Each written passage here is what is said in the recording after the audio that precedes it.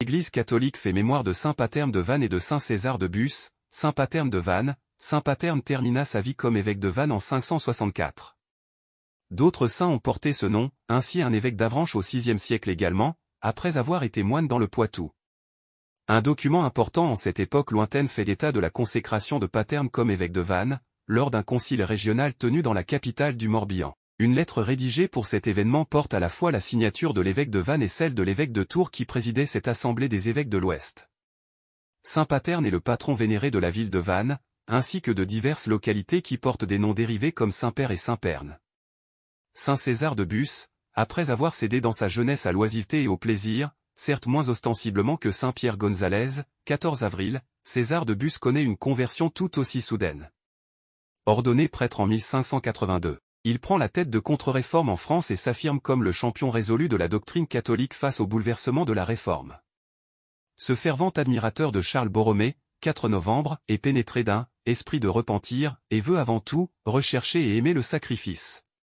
Il devient le plus zélé propagandiste du catéchisme, méthode d'instruction religieuse particulièrement destinée aux enfants et souvent dispensée sous forme de questions et de réponses à mémoriser, dont l'objectif est de seconder l'enseignement officiel de l'Église. Cette cause, qu'il défend dans de nombreux écrits, l'amène à fonder l'ordre des pères de la doctrine chrétienne. Il crée également la congrégation féminise, plus éphémère, des Ursulines de Provence.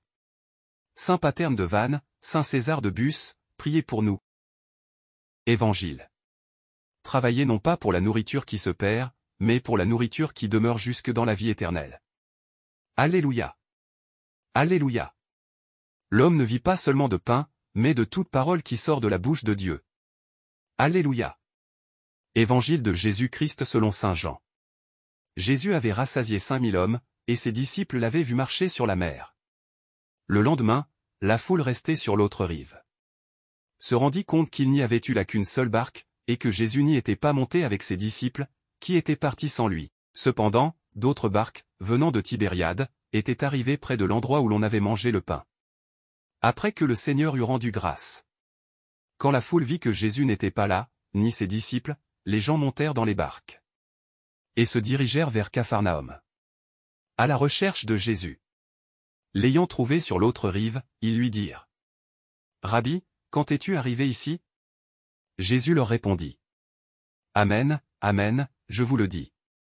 Vous me cherchez, non parce que vous avez vu des signes, mais parce que vous avez mangé de ces pains, et que vous avez été rassasiés.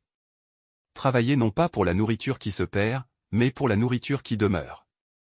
Jusque dans la vie éternelle, celle que vous donnera le Fils de l'homme, lui que Dieu, le Père, a marqué de son sceau. Ils lui dirent alors. Que devons-nous faire pour travailler aux œuvres de Dieu? Jésus leur répondit.